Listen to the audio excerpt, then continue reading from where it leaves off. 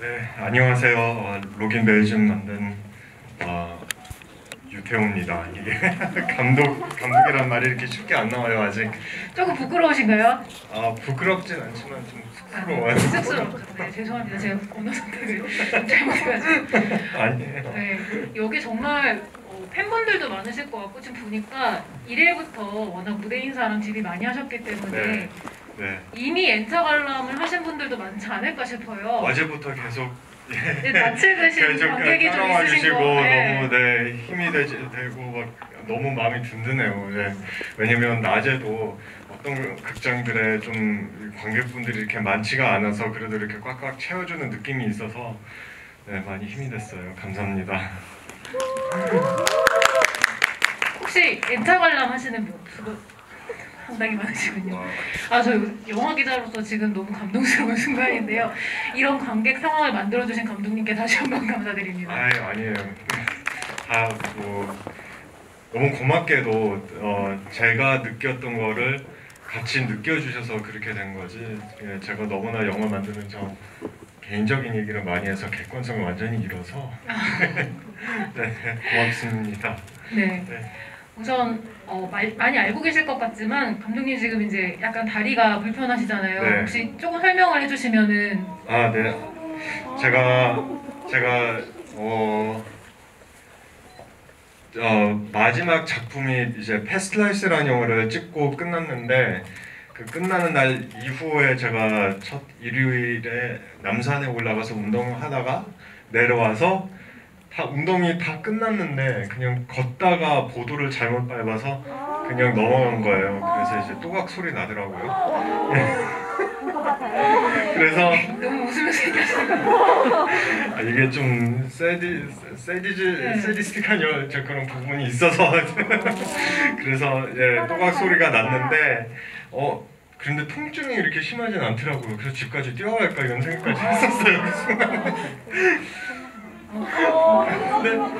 네, 제가 하고 싶은 얘기가 여기서 다 나오고 있기 때문에 그럼 간단하게 제가 몇 가지만 질문 드리고 바로 지금 단톡방에 이미 굉장히 많은 질문들이 조금씩 들어오고 있는데 하나씩 소개를 드리도록 하겠습니다.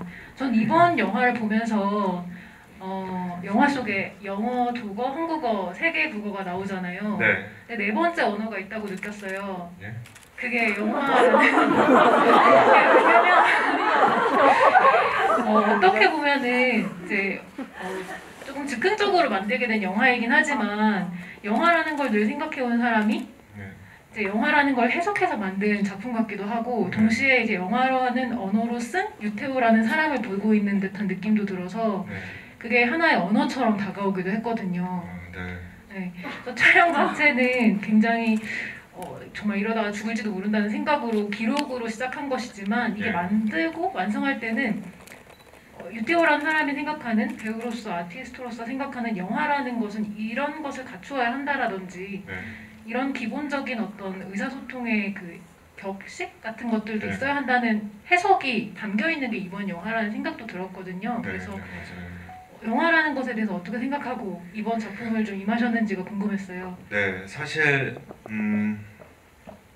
제가 제 일상을 기록하면서 누구한테 나중에 이거 보여줄 건지 아니면 제가 감히 보여줄 수 있는지 진짜 이게 뭐 고립되는 상태에서 이런 거 할 수 있나라는 생각하면 안 하게 되거든요. 그런데 내일 모레 신비로운 모르고 있는 바이러스 걸리고 내일 모레 죽을 수도 있다라는 생각을 혼자서 이렇게 갇혀있고 이상한 상상으로 빠지게 되면 진짜 몸이 움직이게 되거든요. 그래서 적어도 누가 이거 편집하거나 내가 만약에 살아남고 나중에 이거를 다 완성시켜서 미래의 나한테 이 영화를 보여줬을 때 적어도 재밌게 그리고 뭔가 부끄럽지 않게 만들려고 했는데 솔직히 제가 일상을 한번 이렇게 경험하고 나서 다음날에 돌아가서 그거를 재현한 상황이거든요. 그러니까 부드럽게 넘어가는 다큐의 형식을 짜서 제가 계산해서 만들어 놓은 거지 사실은 구도를 아주 섬세하게 미세하게 모든 컷하고 많이 상상을 하면서 만든 거예요. 그런데 시나리오가 없어서 그냥 감으로 그런 거지 그냥 즉흥적으로 물론 어디서 막 지나가면서 내가 여기 어제 지나왔는데 이것도 찍을까 하면서 카메라를 세워놓고 다시 돌아가서 이제 찍고 그리고 이제 감으로 계속 이렇게 편집점 이렇게 아이라인 이렇게 뭐 조명 이런 거를 다 생각하면서 예, 찍어온 거죠. 그러니까 영화를 엄청 많이 생각하고 제가 좋아하는 뭐 아티스트들, 영화들, 음악들 제가 느끼는 것들을 다 제 주관적인 시각으로 보여주면서 여기다가 넣으려고 했었던 거죠. 전 영화적이라고 느꼈던 여러 가지 부분 중에 하나가 결국 이게 죽음을 계속 생각하면서 만든 영상이기도 하잖아요. 네. 그래서인지 뭐 처음엔 음식물이 공중부양하는 게 어떤 가상의 존재가 존재하는 듯한 느낌을 주기도 네. 하지만 이게 공중과 땅을 연결시켜주는 느낌도 있었거든요. 네. 나중에 크리스 버든의 그 이제 툭툭 철근이 떨어지는 네. 그 빔 뭐죠? 빔드랍. 빔드랍 같은 네. 경우에도 좀 그 이미지가 이어져가는 느낌이어서 네. 좀 전체적으로 그 정도의 이렇게 이미지가 좀 모아져 있다는 느낌? 네, 그런 네. 의도는 있으셨을 거라는 생각이 들었어요. 특별히 빔드랍과 그 방울토마토 장면은 그러진 않았었지만 뭔가 무의식으로 많이 있었던 것 같긴 해요. 그런데 동시에 뭐 제가 돌 쌓는 것도 좋아하는 이유가 그냥 현대미술인가 뭐 영화 속에서 있는 어떻게 얘기하지? 문법이 상징성이 다 비슷한 거 없잖아 있거든요. 빛과 하늘은 항상 삶에 향한 아니면 죽음에 관한 거고 흙은 또 삶과 죽음에 관한 그런 콘트라스트들이 항상 있기 때문에 네 그래서 제 영화에서 뭐 본의 아니게 그런 요소들이 좀 많이 숨겨져 있었던 것 같아요. 개인적으로 저는 이제 이번 영화를 그 화상으로 인터뷰를 언론들이 하는데 네. 그때 감독님이 하셨던 얘기 중에서 이창동 감독님의 시나 이런 네. 작품들을 봤을 때 단순히 흙과 그 꽃을 찍는 것도 네. 그냥 흙과 꽃이 아니라 거기에 또 네. 생명과 여러 가지 죽음의 의미들이 담겨 있다는 얘기를 하셔가지고 네. 또 그런 것들이 연결되면서 보게 되더라고요. 네, 맞아요. 그래서 저도 그 첫 컷도 이제 보는 사람 입장에서 그 공간에 관한 소개를 어떻게 해야 되나라는 고민을 많이 했어요. 그것도 만약에 5분 단편이면 이 5분 단편 안에 공간을 어떻게 소개할 수 있나. 그러니까 그런 쪼개서 이렇게 한 섹션을 생각해가면서 요거를 또 삼막극처럼 그러니까 예, 삼막으로 이렇게 나눠가면서 5분을 소개한 것 같아요. 그래서 처음에는 딱 그 거리 뷰에 그냥 맨 땅과 시멘트 깔려져 있는 그 다음에 서서히 이제 뭐 정문에 가서 또 하늘을 올라보는데 그 안에서 갇혀있는 살짝 감옥 같은 창문의 구조 그리고 침대 안에서 누워있을 때도 침대 너머 커튼을 치고 여는 그 벽이 또 그 스웨 창이었었잖아요. 이렇게 네 그러니까 네. 정말 새창살수 뒤에 있는 네. 개수가 된 듯한 느낌. 네 맞아요. 네 그래서 정말 제 색감경 제가 그렇게 그 호텔을 그렇게 해석해서 그런 건지 갇혀 있었던 느낌이 되게 심했었던 거예요 그때. 네. 아까 잠깐 대기실에서도 여쭤봤는데 사실 이걸 보면은 원래 그 부모님은 이제 독일에 계시고 독일에서 나고 자라셨잖아요. 네. 왜 독일에 안 갔지? 라는 생각을 하면서 보기도 했고 그 되게 격리돼 있다가 갑자기 한국으로 온 장면이 바로 이어지기 때문에 어떻게 오게 된 것이지 이런 정황들도 좀 궁금하긴 했거든요. 네. 근데 그 상황들을 조금만 설명을 해주시면은. 네 그때 제가 이제 머니 게임이 한참 이제 방송됐을 때였었어요. 저의 팬들이도 좀 더 많이 생기고 그래서 제가 한동안에 촬영 없었던 기간이 있었어요. 엔터테에. 그래서 2주 기간이었는데 그 중에서 한 열일 정도 그 호텔에서 그냥 있었고 그리고 한 4일, 5일 정도 제가 잠깐 독일 갔다 왔어요. 그래서 제가 인스타로 제 첫 라방을 작년에 첫 라방을 베를린에 있었던 숙소에서 했었던 거예요. 그래서 베를린에서 좀 있다가 쾰른에 좀 있다가 다시 기차 타고 안트워프로 돌아와는 그 다음 날에 갑자기 나라에서 모든 게 록다운이 된 거예요. 그리고 프로덕션이 다 사람들이 다 흩어지고 뭐 영국으로 넘어갔는데 국경도 못 넘어가게 하더라고요. 저는 그냥 주말 기다리고 월요일날 되면 괜찮아지겠지 하는데 월요일날 또 안 좋아. 계속 막아버리고 그래서 뭐 비행기표 사야 되는데 다 취소되고 그러다가 이제 그렇게 돼버린 거죠. 오는 건 정말 극적으로 카타르 항공을 이용하셨다고. 네, 그래서 제가 제작사한테 부탁하면서 더 이상 여기서 혼자 있지는 못하겠다고 여기 뭐 프로덕션 진행될 때까지 기다려 달라고 했던 말은 뭐 그렇지만 그거 저도 이해하지만 그래도 이거 언제까지 이렇게 될 건지 모르니까 더 이상은 진짜 못 있겠다고요. 제가 할 수 있는 것까지 버티는 것까지 다 끝까지 버텼다고. 그래서 네, 그러니까 이 영화를 거의 다 찍을 때까지 그 끝판국에 더 이상 뭘 어떻게 해야 될지 몰라서 예, 찾다가 그때 하필 그때 한 며칠 됐는데 카타르 항공이 다시 열어준 거예요. 예, 항공을. 그래서 카타르 그 도하에 거쳐서 안트웨르펜에서 도하에 거쳐서 서울 다시 돌아온 거죠. 와, 근데 진짜 그때 너무 그런데 안 진짜 도와줬을 것 같아요. 카타르 에어웨이스밖에 없더라고요. 아, 지금 공항에서 안트웨르펜 공항에서. 의도치 않게 약간 홍보가 되고 있는 네네. 아니 그게 아니고요. 그냥 그 진짜 어떤 보지도 못한 재난 영화처럼 국제공항에 이렇게 그것도 도착하는데. 찍으셨다고. 네. 네네. 그 게시판 있잖아요. 막 이렇게 넘어간 게시판 있잖아요. 여기 저 일하시는 분이 사다리 타고 그 먼지를 닦고 계시더라고요. 이렇게. 다 영하고 다 딜레이하고 다 캔슬돼 있어서 맨 밑에 한 줄만 이렇게 있었고. 근데 이 영상은 사실 영화 보신 분들은 다 궁금할 것 같아요. 네, 근데 네. 나중에 이제 보통 이제 흥행 공약으로 그리고 깜짝 공개 이런 거를 공약으로 내걸기도 하시는데 혹시 공개를 하실 의향도 있으신가요? 어떤 그 거요? 상황들 중간에 담기지 않았던 이제 한국에 오기 비하인드요? 직전의 상황들 한 번도 생각해보지 못했는데 혹시 여러분 네. 원하시는 근데 편집된 이유가 재미없어서 편집됐어요. 사실 이런 재밌을 것 부분들이. 같네요. 그리고 그 자리에서 사실 제가 찍고 다음 날에 또 지워버리는 것들도 많아서 진짜 남은 것들이 그냥 이런 트랜지션 샷밖에 없어요. 뭐 작은 것, 예. 그래요. 뭐 네, 저도 언제 어떻게 할 건지 모르겠지만 뭐 한번 대급사랑 같이 소통하고, 네, 한번 편집자님이랑 같이 한번 의논해보고, 네. 정말 근데 너무 심심한데 진짜 별로 뭐가 없어요. 그냥 하늘 지나간 풍경 뭐 그런 거. 네, 이 영화에서 좀 흥미로웠던 게 또 영화적이라고도 느꼈던 게 이렇게 이 소거법이었던 것 같아요. 이렇게 없앤 것, 덜어내신 것들. 그러니까 뭐 이미 이제 몇 번 인터뷰에서 아마 많이 보셨을 것 같은데 그 영화 속에서 정말 혼자만 있잖아요. 우리가 보고 있는 장면에서는. 네. 그런데 아마도 뭐 집이랑 화상 통화도 하셨을 거고 어떻게 보면은 로비에 아주 최소한의 어떤 의사소통을 할 수 있는 직원들이 있었을 수도 있지만 네. 일단 그것을 걷어낸 것도 의도적이라고 느꼈고 네.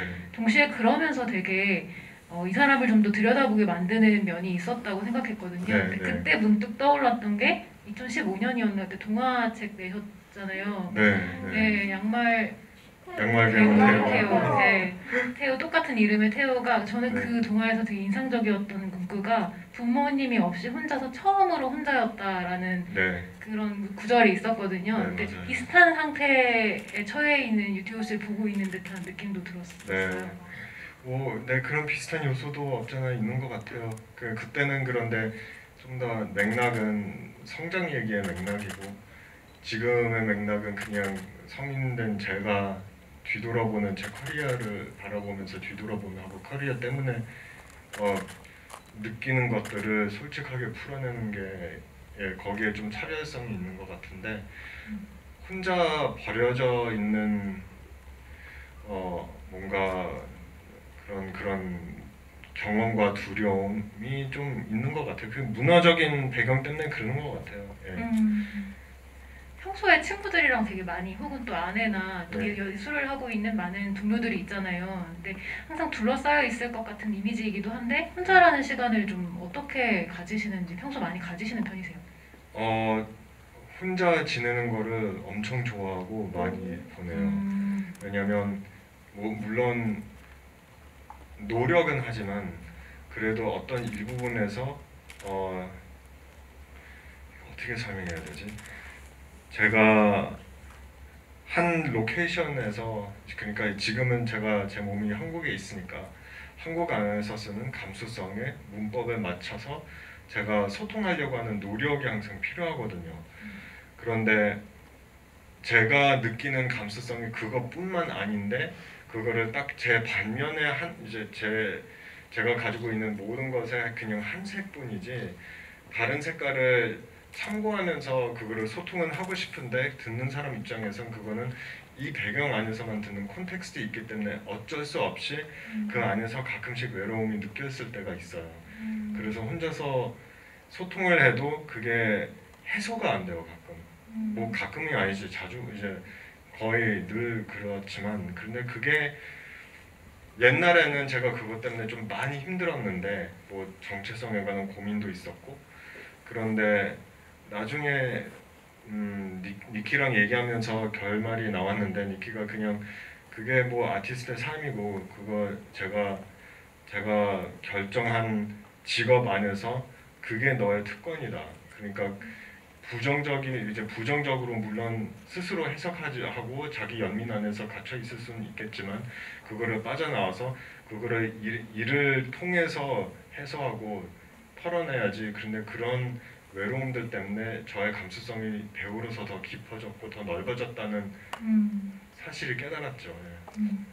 전 이번 이제 영화 보면서 2018년에 처음 저희가 레토라는 영화로 되게 많은 분들이 네. 유태오라는 배우를 알게 되었잖아요. 네.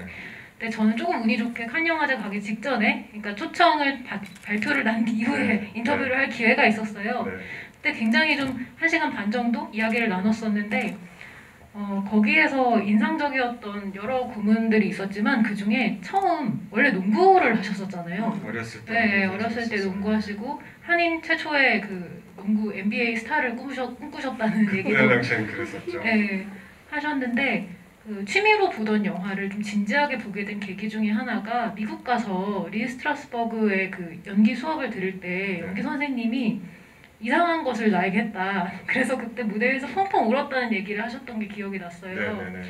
그때 했던 게 이제 추억 속에 있는 자신, 그 과거의 자신을 끄집어내서 이렇게 스스로 그걸 다시 한번 마주하게 하는 그런 경험이었다고. 네, 이제 그게 네. 결과적으로는 그런 식으로 됐는데 기술적으로는 그냥 센스 메모리라고 센스 메모리 기술이라는 게 어떤 과거의 한 물품인가 한 공간 안에서 그 과거에 있었던 감정들을 따라잡지 말고 그 과거에 있었던 눈으로 그 방을 상상력으로 보고 그리고 피부로 그러니까 오감을 다 쓰는 거예요. 그러면 피부로 그 온도와 그 공기를 느끼고 소리로 그때 있었던 그 방의 소리를 현상시키고 그 입에 있는 맛 그렇게 해서 센스 메모리 그러니까 진짜 센세이션의 메모리를 계속 다시 이제 생각해 보는 거예요. 그래서 그 공간에서 이제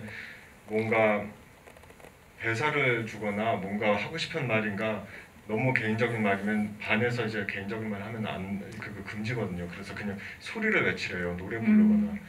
그런데 딱 이렇게 하다가 그게 2주차였어요. 제가 그 학교에 다녔을 때. 네, 연기를 시작한 지 2주차. 네, 2주차. 생전 처음으로 네, 연기한 생전 지. 처음으로. 그런데 네. 하고 있는데 제가 그때 느꼈었던 모든 감정과 죄책감과 받았던 사랑들, 원했던 사랑들, 결핍들 한꺼번에 다 들리고 느끼고 막 이렇게 갑자기 뭔가 뚜껑이 빡 열리는 그런 느낌이어서 이제 완전히 이제 펑 울었죠. 그때 모든 게 막 이렇게 나와서 막 그 혼란 속에서 그런데 이거 맞나 싶어서 계속 반 친구들한테 이렇게 반 친구들 눈치를 봐가면서 그들은 이제 자기 거를 막 하고 있는데 나도 그 중간에서 하고 있는데 이제 너무나 막 뭐라고 해야 되지? 너무나 미쳐가고 있으니까 무대에서 혼자서 계속 눈치 보다가 선생님 저를 이렇게 지켜보고 있더라고요. 그래서 이렇게 탁 일어나서 계속 이렇게 다른 반 친구들한테 가서 이렇게 뭐 한마디 하고 난 이렇게 해야 된다 이렇게 하고 해서 딱 어깨에다가 손을 이렇게 얹혀서 Good job 이러는 거예요. Good job, this is right 하면서 그래서 let it all out 막 이렇게 막 잘 보라고 공간 보여요. 왜냐면 선생님이 그 당시에 70살 넘으셨던 러시아 출신인 발레리노였어요. 그런데 연기자 나중에 연기자 되셨고 알파치노까지 공부를 이제 저기 선생님이었어요. 이 선생님 알파치노 선생님이었었고 하비 카텔도 그 밑에서 배우고 계셨던 선생님이에요. 그런데 막 이렇게 진짜 우아하게 막 하라고 이거 하라고 그래서 이 말을 해보라고 저거 해보라고 해서 저를 한 10분 붙잡고 이제 다른 반 친구들한테 또 이렇게 넘어가서 한 사람 한 사람 이제 공연하라고 이렇게 해서 와서 뭐 이렇게 얘기하고 나중에 이제 저 보고 이제 오케이 come over here 하면서 여기 앉아서 얘기하는 거예요. 연기를 한번 해봤냐고. 그래서 아니라고. 약간 천재서 연기 천재서. 아니, 그건 아니고 이제 제 해석은 이거였어요. 저는 운동선수 출신이다가 보니까 감독이 완복 뛰어 하면 그 완복 뛰는 거예요. 그러니까 몸을 아낌없이 던져버리는 습관이 돼 있었던 거죠. 똑같이 제 감정을 건드렸을 때 무대에 그래서 무대가 엄청난 기술적이고 되게 거의 운동처럼 접근한 연기라는 기술 자체가 그런 거예요. 특별히 그 기술이 스타니슬라스키에서 러시아 출신인 어떤 한 철학 라인에서 와서 미국 뉴욕으로 딱 갖다 놨는데 몸으로 체험하면서 감정을 느끼는 기술들이 많거든요. 그래서 네, 그렇게 돼가지고 거기에 이제 딱 깨달은 거죠. 제가 항상 원했었던 게 체육관의 무대에 있었던 거 아니었었고 연기의 무대였었구나. 그때 딱 깨달았어요. 예. 단지 지금까지 지난 7년, 10년 이 농구 선수의 배역을 사회 안에서 뭐 대충 잘했구나. 그런데 이 배역이 아니었었구나. 내가 맡고 싶었던 배역이 실제로 하고 싶었던 거는 연기였었구나. 어떻게 보면 그런 시선을 느끼는 거는 이제 교민으로서 살아가는 어떤 정체성과도 연관이 있을 것 같은데 이 모든 것을 다 포함해서 이번 그 작품 속에서의 어떤 조건들이 처음 연기하셨을 때 그 감각했던 모든 것과 좀 이렇게 겹쳐지는 듯한 느낌도 조금 있는 것 같아요. 네. 처음으로 자신을 돌아보게 되는 어떤 조건들. 그렇죠. 그랬었어요. 맞아요.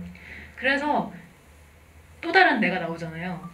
네. 근데 또 다른 내가 일단 그 외모적으로도 재미있긴 했지만 결국은 나라는 것을 설득할 수 있는 캐릭터면서도 조금 또 달라야 하잖아요. 그래서 그쵸. 처음 그 이메일을 보고 네. 또 이제 다 영화 보셨으니까 아시겠지만 미국 그 매니저가 이러이러한 역할 해달라고 했을 때 상대역으로 처음 그 또 다른 내가 등장하는데 그 사람이 이제 감독관이다 보니까 약간 좀 더 위에서 이렇게 바라보고 있는 듯한 그런 태도고 좀 더 많은 걸 알고 있는 듯한 태도거든요. 근데 그 캐릭터를 또 다른 나로 어떻게 창조하셨는지가 궁금했어요. 어떻게 보면 내 속에 있는 또 다른 모습이니까. 그러니까 일단은 그 실제 오디션을 봤을 때 그냥 제가 저를 찍고 그리고 그때 지금보다 시력이 좀 안 좋아서 안경 쓰고 그리고 진짜 이렇게 리딩하면서 그 오디션을 찍었었던 거예요. 그런데 그 형태가 재밌어서 이거를 한번 같이 기록해보자. 지금 이왕에 계속 기록하고 있는데 내 일상을. 그런데 하다가 보니 뭘 해야 될지 모르고 그래서 그 대사 내용이 나온 거예요. 그냥 독백을 할까? 내가 나랑 뭘 할까? 근데 이 실제 오디션을 쓰면 안 되니까 다른 오디션을 이제 여기다가 집어넣어서 그거를 연습하면서 이제 이렇게 한 건데 갑자기 그 안에서 즉흥적으로 연기하면 어떨까? 그리고 즉흥적으로 한다면 내가 나를 어떻게 비난하고 어떻게 바라보면 재밌는 얘기들이 나올까? 약간 셀프 디스가 되는 면도 있는 셀프 건데. 디스 같은 그런 비평가한테 저기 화살을 좀 피하는 이제 셀프 디스를 먼저 하면 이게 못하지 뭐 이런 느낌으로 한 거예요. 그래서 그렇기도 했고 그리고 사실 편집으로 안 들어간 장면이 딱 그 태블릿 PC 안에서 그냥 제 일상의 모습이 서서히 안경 쓰고 반지 끼고 모자를 쓰고 잠을 입는 그 모습 그 전에 있어요. 그거를 그냥 빼버렸어요. 그냥 덜 신비로워서. 엄격한 또 잣대가. 네. 그럼 요거 제가 궁금한 거 하나만 더 여쭤보고 연결된 질문을 이제 채팅창에 있는 것들을 읽어드릴 텐데요. 그 대부분이 현실에 내가 좀 중심이 되고 그다음 또 다른 그 모자를 쓴 태우가 약간 가상의 인물처럼 그림자나 이렇게 반영처럼 등장을 하는데 만두 만들어주는 장면에서는 그가 주인공처럼 느껴졌었거든요. 네. 현실에 태우가 잠자고 있고 네. 그 장면들은 왜 그렇게 구성되었는지가 궁금했어요. 그 인드롭도 직접 하기도 하고. 네, 네. 네. 제가 단계별로 일단은 화면에서 튀어나오는 그 신 같은 존재. 두 번째 단계로 현실 안에 있는데 바로 이제 직설적으로 보이지 못해. 그러니까 단계별로 조금씩 현실로 들어온다라는 거를 제가 신발신으로 하려고 했었던 거예요. 그래서 처음에는 영상에서 툭 튀어나오고, 두 번째는 현재인데 그냥 그 그림자 벽에서 보이고, 그리고 세 번째는 이제 요리를 해주고, 춤추고 나서 요리를 한 거니까 요리를 해주고, 그리고 위로를 해주는 그런 마음으로 그 구도를 만든 거예요. 되게 그 부분이 뭉클한 게 나중에 이제 이게 privileged라는 말이 여러 번 나오는데 네. 그것에 대한 대답도 스스로 또 써가지고 이렇게, 네. 이렇게 스스로의 라인으로 연기하시는 모습들이 이렇게 나를 이렇게 안아주는 듯한 영화의 마무리처럼 느껴졌어요. 네, 네. 네, 지금 이제 질문 올라온 것들 중에서도 네. 관련이 있는 게 있어서 여쭤볼 텐데 벙찐 튜브님이 어디 계시죠? 벙찐 튜브님? 숨어 계시려고 숨어 계십니다. 네, 벙찐 튜브님께서는 일단 이 계속해서 대사 같은 대화들도 나오기 때문에 네. 대본이 있었을 것 같은데 대부분을 즉흥적으로 하셨는지 아니면 좀 준비를 해서 영화를 찍으신 건지에 대해서 여쭤보시네요. 일단은 제가 하고 싶었던 말들이 종종 제가 생각하는 철학들, 그리고 제가 이 통해서 기록해놓고 싶은 말들을 미리 좀 많이 생각해 놓은 것 같아요. 단지 써놓지는 않았어요. 왜냐면 써놓으면 연기가 이상해져서 그냥 대충 제가 전달하고 싶은 말을 생각해 놓고 거기에 맞춰서 질문을 제가 먼저 미리 녹음해 놓은 거예요. 그런데 그 질문을 미리 다 녹음해 놓고 어떻게 했는지 그거를 질문을 제가 다 따로 적었어요. 하고 나서, 찍고 나서. 왜냐면 그거 기억을 해야 나중에 그거를 틀어서 이렇게 보면 거기에 맞춰서 뭔가 대답하는 내가 다음 질문 봤을 때 미리 다음 질문 알고 있으니까 이어서 하는 대화처럼 느끼게끔 할 수 있게 이제 그런 구도와 엄청 신경 쓴 거죠. 왜냐면 사실은 그 즉흥적인 연기의 환상을 제가 보여주는 거지 이거 진짜로 즉흥적으로 한 거 아니니까요. 그러니까 거기에 관한 철저한 준비가 이제 뭐 고민이 필요했었던 거죠. 예.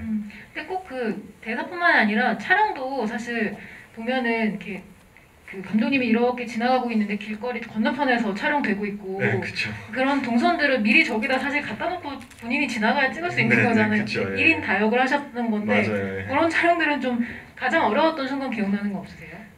가장 어려웠던 순간은 사실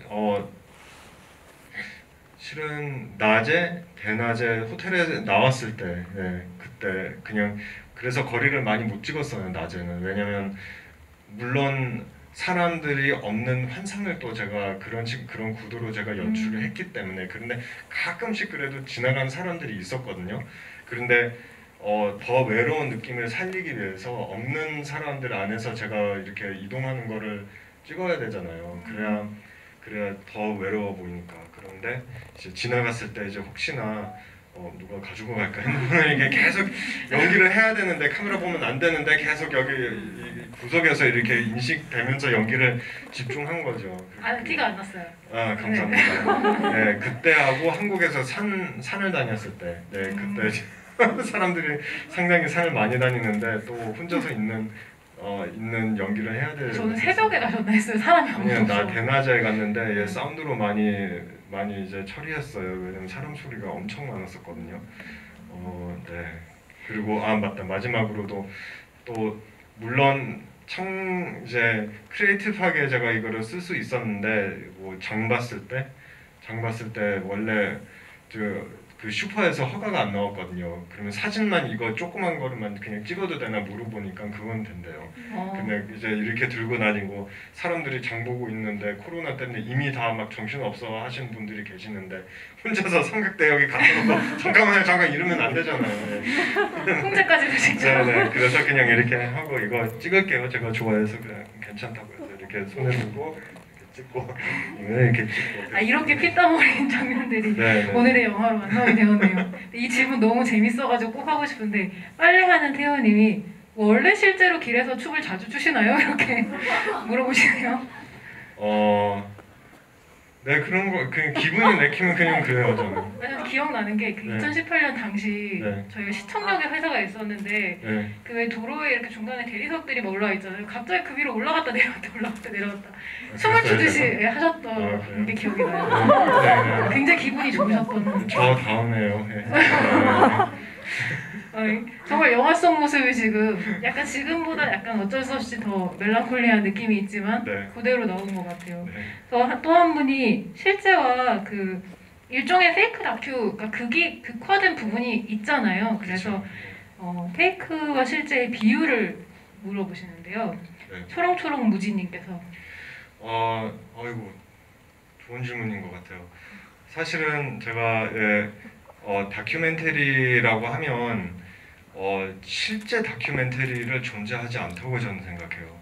제가 너무 좋아하는 다큐멘터리 감독님이신데 사실 이제 베르네 헤르족이 계시는데 그런데 베르네 헤르족의 다큐도 보면 자기가 주관적으로 이 세상을 바라보는 감수성과 시각으로 이 그 업체가 어떤 산이 되던 간에 배가 되던 간에 아니면 사람이 되던 간에 거기에 맞춰서 자기 이야기를 하는 거지 진짜 다큐는 아니거든요.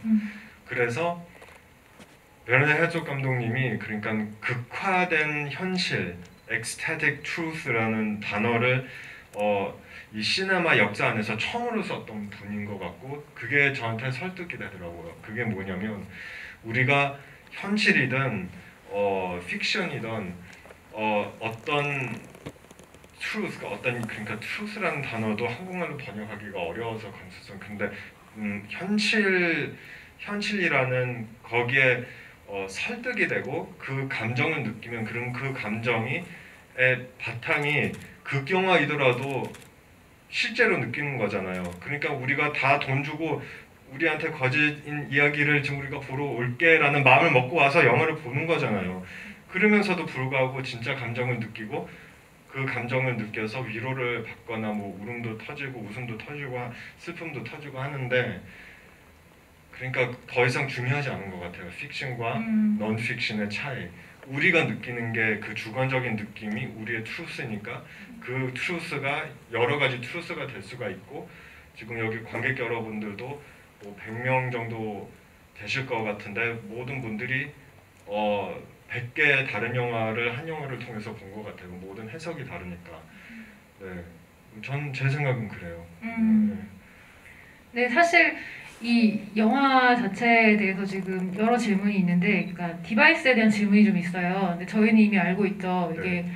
그 삼성에서 나온 네, 핸드폰으로 갤럭시 찍어서 S9으로 찍었어요. 네. 편집도 직접 네, 갤럭시 탭으로. 네, 그렇다고 합니다. 네. 그러니까 사실은 이제 그게 들어가 있고 또 상상이 가미되어 있지만 또 어느 정도 다 진실이 기반이 된 정말 휴대폰으로 찍을 수 있는 그 당시의 상황들이 지금 기반이 네. 되어 있는 건데요. 네. 이 공교롭게도 되게 질문이 계속 올라와서 이 질문 꼭 드려야 될 것 같아요. 네. 여러분이 물어보셨는데 음식이 참 많이 나오잖아요. 음식이요. 네. 네. 특히나 그 음식이 이 DNA 중에 꼭 한 15% 정도 차지할 것 같이 네. 네, 굉장히 중요하게 등장하는데 네. 직접 요리하신 것 질문도 있지만 처갓집에서 가장 맛있게 먹은 게 뭔지가 지금 여러 번 질문이 올라오고 있어요. 그래요? 네. 저기 장모님 진짜 김밥을 진짜 맛있게 만들어요. 그래서 김밥 먹고 싶어서 그렇게 준비해 주셨고 그리고 갈비찜도 너무 맛있게 만들어요. 네. 그래서 만두가 꽂히던데 그때 그 다마도 천안분이 네. 오뎅에 만두가 있네라고 하니까 네, 네. 태우 스페셜이라고 네네네. 만두를 정말 좋아하시는 거구나. 네네네. 그러긴 해요. 이제 왜냐면 전에 제가 겪었던 거를 대충 가족들한테 설명하면서 찍기 시작했거든요. 그러니까 즉흥적으로 그거를 던졌는데 처남이 근데 이제 좋더라고요. 그래서 이게 편집할 때 같이 넣었죠. 이 만두 장면은 이제 그 벨기에에 있을 때도 나오는데 거기서 중경상님의 파인애플 먹는 씬을 네. 이제 오마주해서 그 장면을 찍었다는 얘기를 네, 인터뷰 맞아요. 때 많이 네. 해주셨어요. 근데 실제 그 영화 속 장면이 있고 또 재현을 하셨을 때 의도가 있으니까 네. 그걸 막 먹을 때 특히 신태호 네. 또 다른 태호가 이렇게 만들어준 걸 먹는 네. 장면인데 그때의 감정이 어떤 상태였는지를 물어보십니다. 일단은 너무 오랫동안 조리지 않는 요리를 못 먹어서 이거를 아끼자 촬영하기 위해서 이거를 미리 먹지 말고 진짜 그때 촬영하면서 진짜 먹자 하면서 그런 마음으로 먹었던 것 같아요. 그런데 사실 제가 사실 조금 싱거웠었거든요. 만두 같은 거는 제가 먹기에는 네, 조금 싱거웠는데 잘 됐네. 어차피 중경 살림에 저의 영감을 같이 이 영상에다가 넣으려고 했는데 많은 소스를 뿌리면서 또 먹어야지 뭐 이런 생각을 한 거예요. 근데 그 구간을 한 번 더 여쭤보면은 이제 마트 가셨을 때 네. 뭐 여러 장면이 나오는데 네. 태호 하는 제품, 태호라고 잔뜩 있는 그 제품, 제품 대체 무슨 제품이냐고 물어보시는데요. CG 아니에요. 저도 그때 처음 보고 좀 뒤통수 맞은 줄 알았어요. 이게 뭐지 하면서 금융이인이야. 네, 금융 그래서 제품. 네 맞아요. 그래서 그 느낌을 또 이제 자막을 까면서 재밌게 살리려고 했는데 그때 당시에 그 리액션을 그런데 좀 조사해 보니까 그냥 어디 중동 어디 나라인가 뭐 터키인가 아니면 동남아시아인지 터키인지 지금 조금 헷갈리고 있어요. 저는 죄송합니다. 그런데 거기에서 나오는 제품이에요. 그냥 비누하고 뭐 비누. 샴푸하고 뭐 그런 혹시 사오셨? 예, 다 썼어요. 머리 나온 게 되게 태워요? 뭐라고요? 빨래하실 때 머리 싸는 게 되게 태워요? 아니 그거는 아니에요. 그거는 네, 한국에서 갖고 온 샴푸. 근데 정말 이번 그 영화 속에 나오는 신태호에 대한 질문들도 참 많은데 네. 그 중에 하나가 이거 조금 결합해서 여쭤보면은 이제 네. 또다시 이렇게 힘겨운 상황이 왔을 때 신태호가 다시 나올까? 아니면 혹은 또 다른 태호가 나타날까? 라는 질문이 있고 네. 또 하나는 왜 배역 맡으셨을 때 꿈을 꾸신다고 하셨잖아요. 배역을 네. 어떤 역할을 맡았을 때 꿈을 꿈을 네, 꾸신다고 맞아요. 그 하셨잖아요. 배역의 환경에 꿈을 꿔요. 혹시 신태호로서 꿈을 꾼 적이 있는지 한 번도 왜냐- 없었어요. 어, 그 일면의 저니까요. 네. 네. 어떻게 어제 그 배역을 꿈꾸게 된 계기가 꼭 한 역할을 준비하는 과정에서 한 3주 차, 4주 차 때 정도 되면 꼭 꿈을 꾸게 되더라고요. 네. 이상하게 개인적으로 제 이 유태와 일상의 꿈은 안 꾸게 되네요. 더 이상. 지금 약간 슬퍼지는 슬퍼요? 모르겠어요. 저는 왜 약간 아니 그냥 팩트고 그냥 마지막으로 제가 제 꿈을 꾼 적이 언젠지 좀 기억도 잘 안 나요. 그런데 배역에 맞춰서 꿨던 꿈들이 아주 생생하게 기억이 나요. 근데 이 상태에 대해서 계속해서 어떻게 보면 영화 속에서는 그 뭔가 특권을 갖고 있는 네. 어떤 고통이라든지 특권 네. 이 상태조차도 특권이라고 신태호가 계속 얘기하잖아요. 네. 혹은 또 자신이 그렇게 느끼는 것을 보고 네. 거기에 대한 대답을 해주기도 하는데 네. 이것도 과거 인터뷰 소환하면은 네. 당시에는 아직은 이제 막 무명을 벗고 시작하는 그런 상태였기 때문에 네. 이제 감독님이죠, 우리는 배우로서는 좀 그 오히려 일꾼이다 이런 생각을 많이 한다고 하셨었고 그리고 감독님이나 작가의 어떤 의도를 잘 정확하게 표현하는 악기다라고 네. 얘기하면서 자신을 되게 누르는 듯한 느낌도 받았거든요. 왜냐하면 레토 같은 작품에 출연된 기쁨을 생각하기 전에 약간 그 기쁨에 취하지 말아야지라고 약간 나를 누르는 듯한 답변도 많이 하셨었더라고요, 당시에. 네. 그래서 어떻게 보면 지금 얘기한 계속해서 이게 특권일까라는 고민과도 조금 네. 연결되는 듯한 느낌도 있는 것 같아요. 그렇긴 해요. 왜냐면 물론 배우 입장에서는 많은 의견을 내고 같이 시너지를 만들어가면서 한 작품을 만들잖아요. 그런데 결국엔 배우가 선택을 받아야 그게 되거든요. 그리고 그 안에서는 배우가 연출자가 원했던 어떤 한 감수성인가 어떤 스토리텔링의 기승전결에서 뭔가 표현해야 그게 좋은 연기고 그래서 제가 항상 배우가 기술자라고 생각했어요. 그런데 이게 부정적으로 이제 느껴질까봐 조금 이제 저는 항상 조금 이 말 자체가 네네네 그렇게, 그게 그런 의도가 아니거든요. 다 그냥 자기 분야에 최대한 다하는 거 안에서 그게 나중에 보면 그게 정말 아티스틱한 거거든요. 네, 음, 그리고 그런 조화 정밀하게 잘한다는 그런 거죠. 그러니까 그런데 그때는 제가 그런 생각이 더 강했지만 지금은 또 안 그런 것 같아요. 왜냐하면 제 영화 거쳐서도 그렇고 특별히 제 마지막 작품 패스트 라이스에 제가 경험했던 경우가 신인 감독님이세요. 예, 재미고 보고요. 그런데 제가 감독님의 의견을 기댔던 것보다는 감독님이 저한테 더 많이 기댄 것 같아요. 그러니까 제가 했던 해석을 한번 카메라에 담겨놓고 이것도 좋고 그거를 보고 나서 이제 연출을 하지. 처음에 한번 보여줘봐. 그래 한번 보여주고 그 조각에다가 뭘 더해서 더 붙여야 되는지 더 깎아내야 되는지 그 이후에 이제 그 비전이 생기시더라고요. 그러니까 그냥 작품마다 감독님마다 배우마다 다 그 일하는 방식과 시너지가 좀 다른 것 같아요. 그게 뭐가 좋거나 나쁘거나에 떠나서 또 3개월 뒤에 이제 이 영화가 끝났으니까 또 다른 작품에 새 출발하면 또 다른 환경에 또 다른 방식을 또 찾아가는 거죠. 네. 근데 실제로 이 이제 여러 번 본인을 촬영하신 경험도 있으실 수 있고 그냥 우리가 일상적으로 요즘 촬영 많이 하잖아요. 그리고 또 예능이나 이런 데 나오는 모습을 보기도 하지만 그런 모든 것을 다 이렇게 떠나서 스스로 완전 한 작품으로 매듭 지어 놓은 어떤 스스로의 모습을 만든 거잖아요. 그러니까 감독으로서. 네. 근데 그 경험이 결국 연기를 하는데도 조금 이렇게 영향을 주거나 약간 또 다른 제3의 눈 같은 걸 좀 장착시켜준 면이 있을지 궁금했어요. 현장에서 여러분들이랑 소통할 때, 그러니까 조명인가 카메라인가 연출이랑 소통할 때 뭘 원하시는지 그리고 뭘 하고 계시는지 좀 캐치가 빨리 되는 것 같아요. 그 이후로 또 좀 그래서 이 경험이 기술적인 면에서 봤을 때 연기에 좀 많은 도움이 된 것 같아요. 그리고 그 만든 영화 속에 이제 기저에 깔려 있는 게 멜랑콜리이고 또 이제 80년대 90년대는 과거의 영화들에서 느끼는 그 감성을 계속해서 찾고 싶다 얘기를 하셨는데 뭐 이제는 사실 필름 현상도 많지 않고 미국에서도 그렇게 많지 않고 정말 일부 몇몇 감독님들만 찍고 있잖아요. 그렇죠.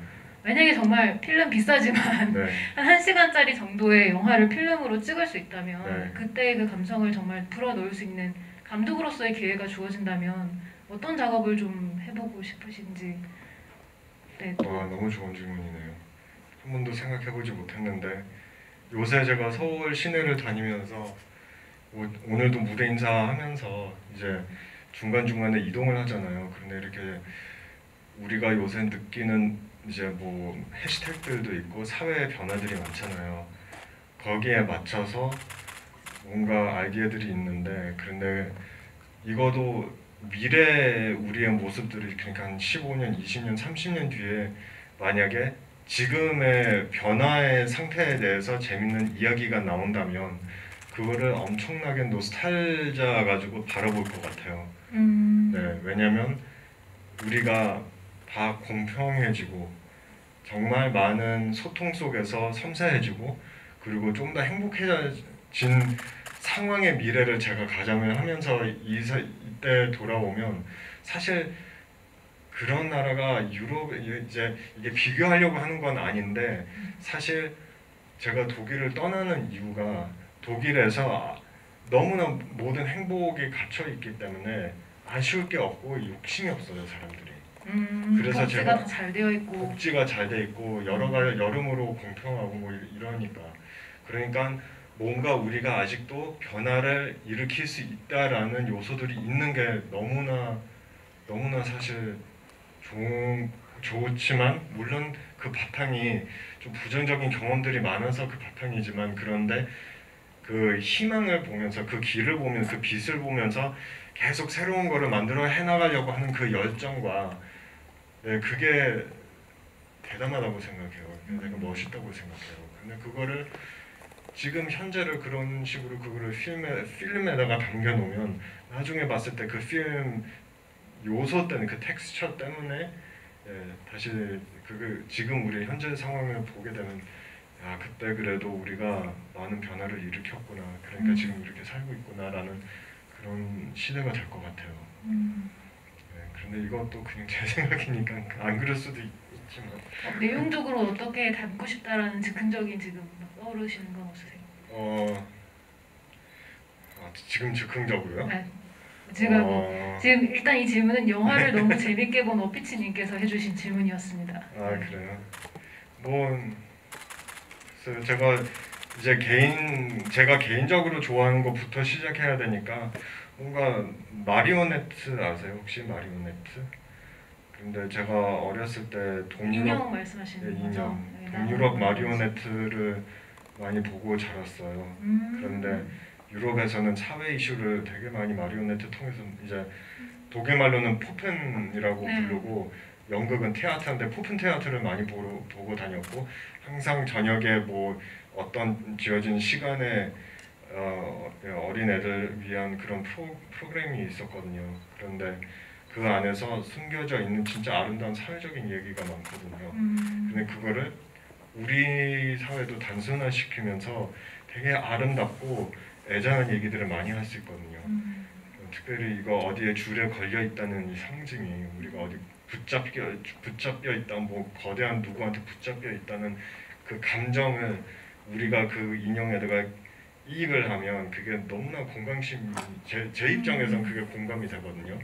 근데 그런 유럽적인 요소의 미학을 아시아랑 같이 이렇게 퓨전을 시켜서 스토리텔링하면 뭔가 재미가 나오지 않겠나라는 생각이 이제 지금 진짜 정말 지금 즉흥적으로 나왔어요 이게. 근데 네. 이건 굉장히 멋있는 생각인 것 같고 최근에 우리 인공지능 얘기 많이 하잖아요. 예술을 인공지능이 대체할 건가 그 얘기를 할 때 항상 나오는 게 인간을 더 예술적으로 만들어주는 건 인간이 가진 한계라는 얘기를 하는데 어떻게 보면 그 줄을 매달고 있는 퍼펫이 그런 이야기를 해줄 수 있을 것 같네요. 그 중간에 이제 실제 사람이 하나 이렇게 등이 보이고 이렇게 멀어지는 근데 왜 그 인형들 사이에 진짜 사람이야 이제 이렇게 되잖아요. 그런 이미지가 딱 떠올라네요. 사실은 차기작 혹시 이제 감독으로서 차기작을 물어보신 분 중에 캐스팅 혹시 하고 싶은 배우를 물어봤는데 일단 퍼펫을 캐스팅을 하셨기 때문에 그 질문은 이렇게 넘어가 있습니다. 네, 초롱초롱 무지님께서는 보통 어떤 외로움이나 두려움은 이거 사회생활하는 사람 다 그럴 것 같은데 조금 나약해 보일 수 있는 면을 잘 안 드러내려고 하잖아요, 사람들이. 그런데 이 영화는 뭐 그것뿐만 아니라 모든 걸 지금 다 보여주고 있기 때문에 그런 것에 대한 두려움은 없으셨냐고 물어보셨어요. 이상하게도 이제 연기자가 자기 나약한 모습을 드러내는 게 연기자의 힘이라고 생각해서 그게 되게 응원해주는 모습인 것 같아요. 물론 그렇게 드러내면 상처받을 여지가 더 커지지만 사랑받을 수 있는 여지가 더 커지는 것 같아요. 그 범위가. 네.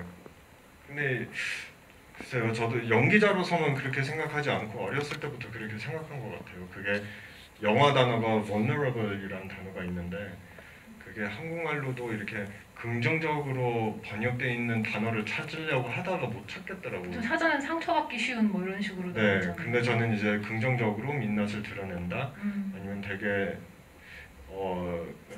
이제 약한 거라고 잘 모르겠어요. 어떻게 보면 나를 드러낼 수 있는 용기일 수도 있겠네요. 네, 드러낼 수 있는 용기. 네. 근데 그게 제가 사실 어렸을 때 90년도에 TNG 스타트rek이라는 쇼가 있었어요. 근데 그 스타트렉 세계관 안에서 제 사춘기의 도덕의 그 가치관을 만들어준 쇼예요, 사실. 근데 그 안에 이제 워프라는 캐릭터가 있는데 클린곤이에요. 근데 그 클린곤의 문화가 살짝 그 싸움의 문화를 바탕을 하면서 나온 그런 캐릭터거든요. 나는 진짜 제 영웅적인 죽음이 싸우다가 죽는 게 그게 그 문화의 다예요. 그래서 이제 사람의 세계로 이제 여기 휴먼 있는 대로 같이 한 팀 멤버가 되는데 계속 터프만 할 필요 없고 뭐 다리 좀 다쳤다고 자살할 필요 없고 뭐 그냥 용감하게 사는 게 사실 자기 나약한 모습을 드러내서 그게 제일 큰 용기가 필요하다. 그래서 그 캐릭터를 보면서 좀 되게 단순한 건데 되게 좋았었어요 그때.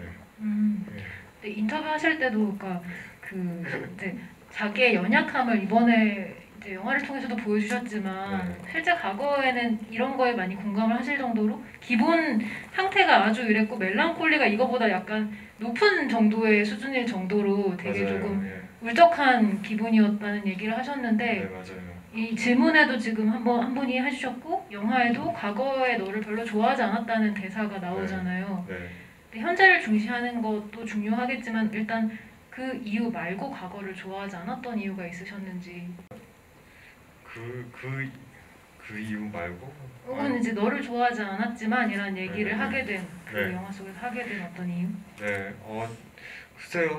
제가 왜 그러는지는 모르겠지만 현재는 안 그래요. 현재는 많이 즐기고 열심히 살고 있는데 어렸을 땐 빨리 10대 되고 싶었었고 사춘기 땐 빨리 20대 되고 싶었었고 20대는 빨리 30대 지금은? 지금은 안 그래요. 아, 그런데 네, 그런데 그게 이제 제 인생에 관한 성취감을 느껴서 그런 거지. 어렸을 때는 제가 제 어렸었던 환경들이 항상 싫었던 기억밖에 없어요.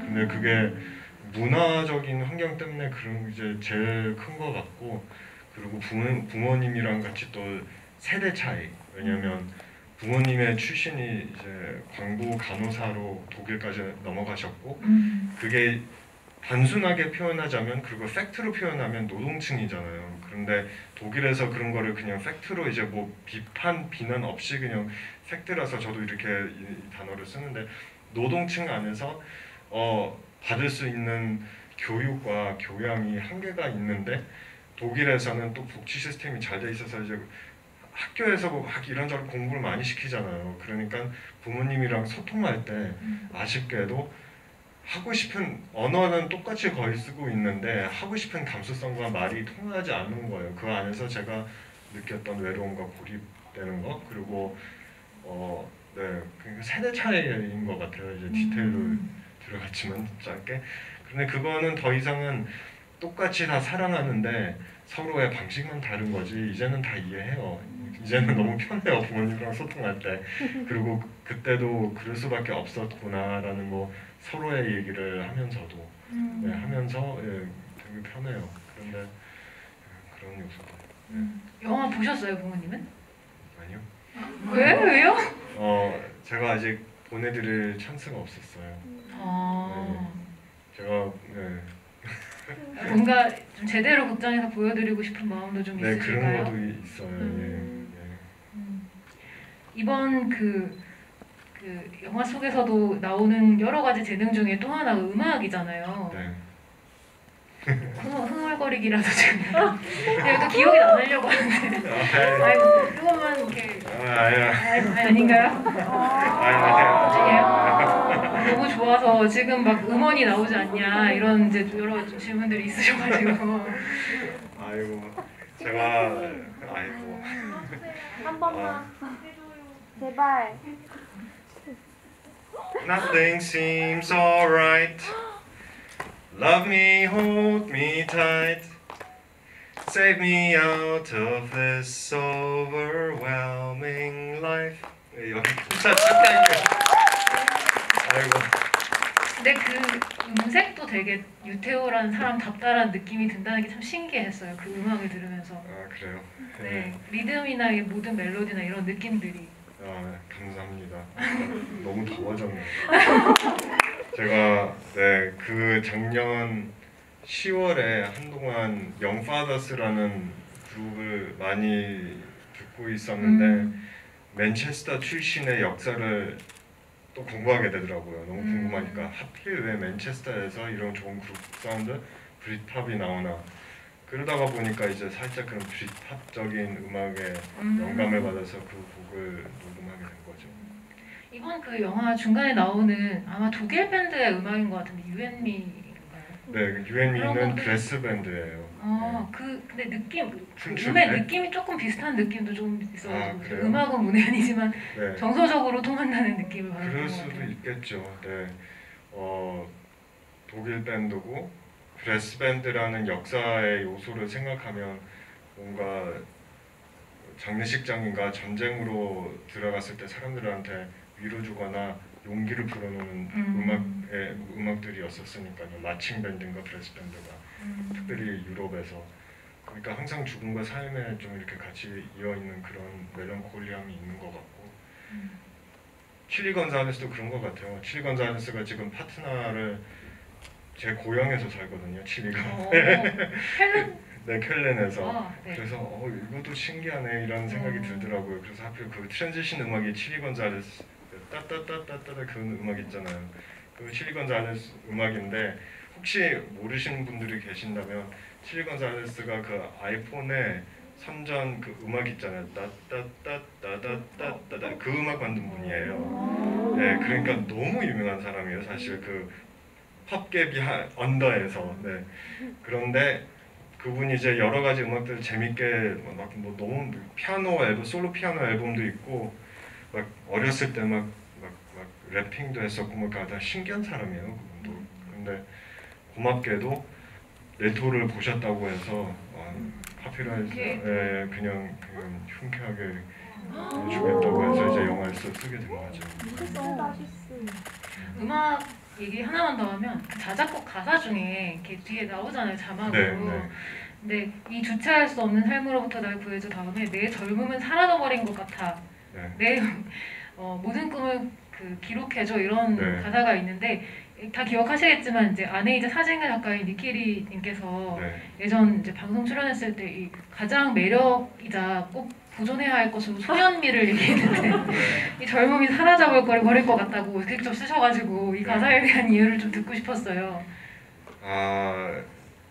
그러니까 디테일을 잘 보시네. 네, 오케이. 원으로. 그러니까 제가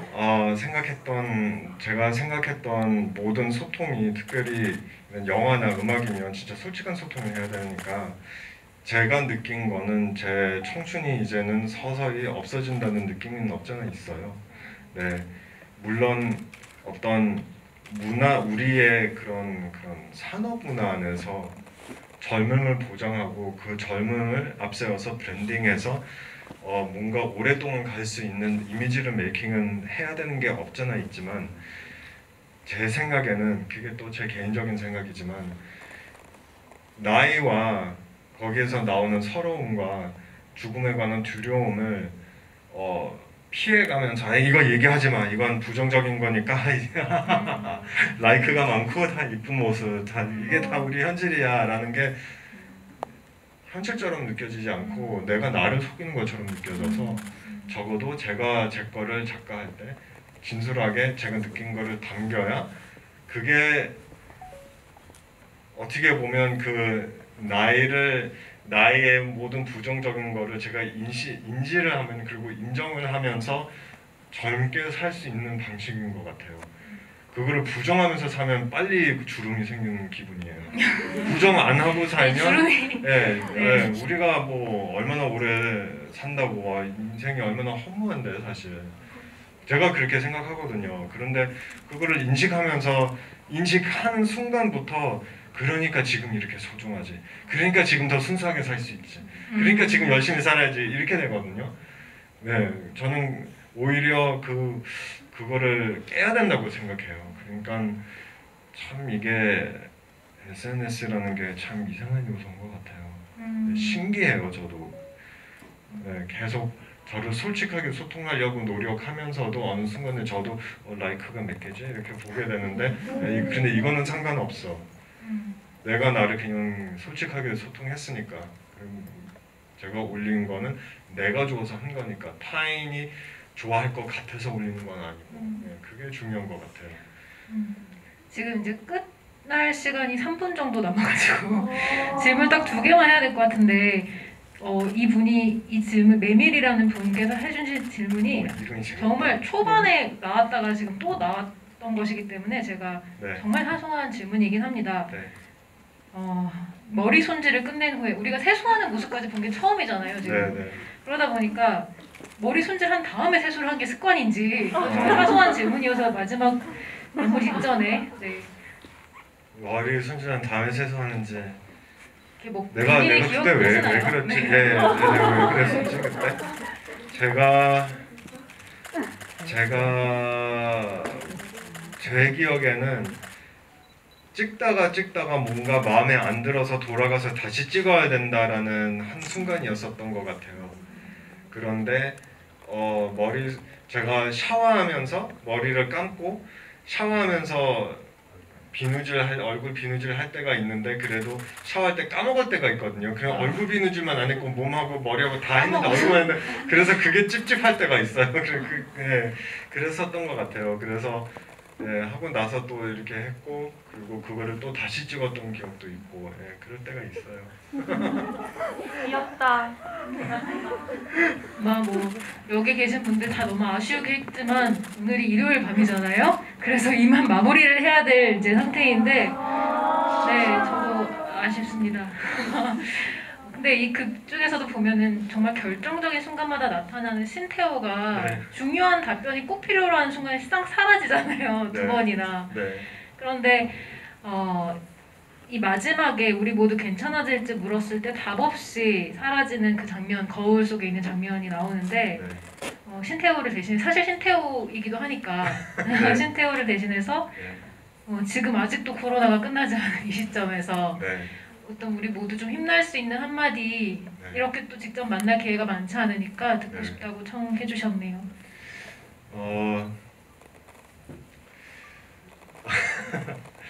제가 영화를 이제 그런 코로나 걸릴까봐 두려움부터 찍기 시작했는데 결국은 걸렸었거든요. 맞아요. 네. 10월 달에 그래서 정말 백신 맞았으면서도 불구하고 정말 그 좀 운이 안 좋았던 2%에 들어가서 정말 힘든 고비를 넘겼어요.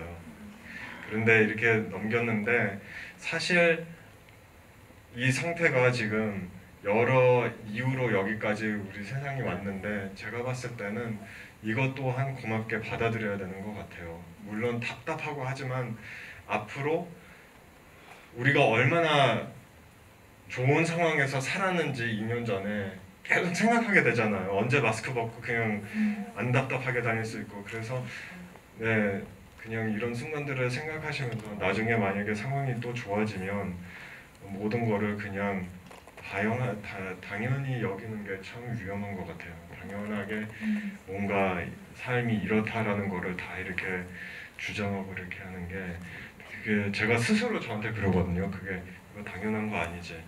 고마운 상황이지. 지금 저도 여기까지 이 자리에 앉아 있는 것도 안 당연하잖아요, 사실. 신기해요.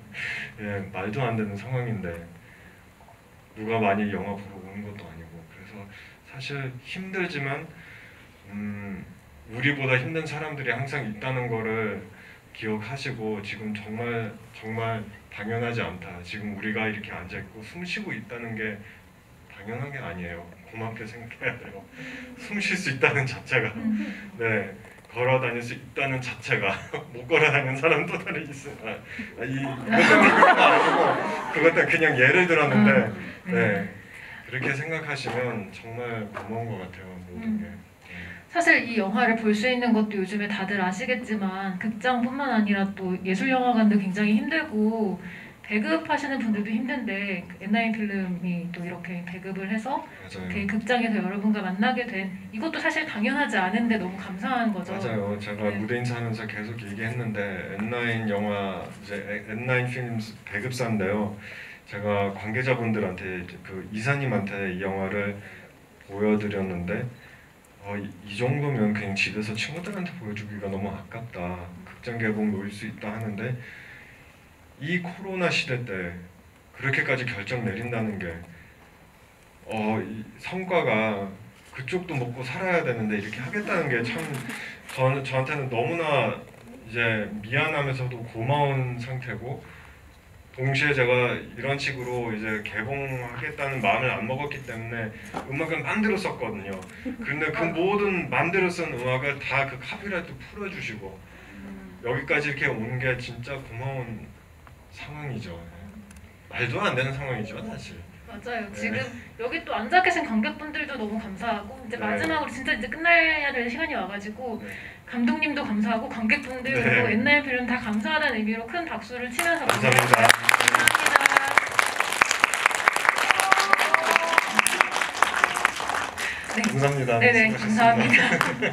고맙습니다. 오늘 무사히 우리 모두 다 끝까지 버티고 다시 만났으면 좋겠습니다. 네. 상태 황금 동료상 태수 오빠. 많으셨어요. 정말로 고마워요. 가지 말아요. 가지 마요.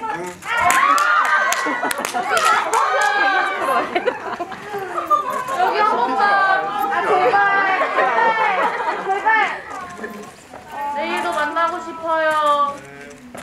감사합니다. 아프지 마요. 네, 사랑해요. 잘 들어가세요. 가지 말아요. 주차장 안 가면 좋겠다. 한 번만 더. 한 번만 더. 여기 제발.